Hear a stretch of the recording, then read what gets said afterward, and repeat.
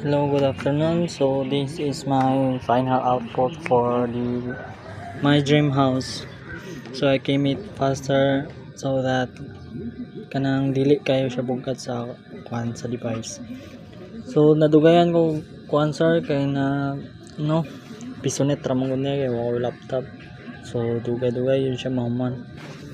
Kay tagsarasad ko makaadto dito then daghan po magdula mga bata.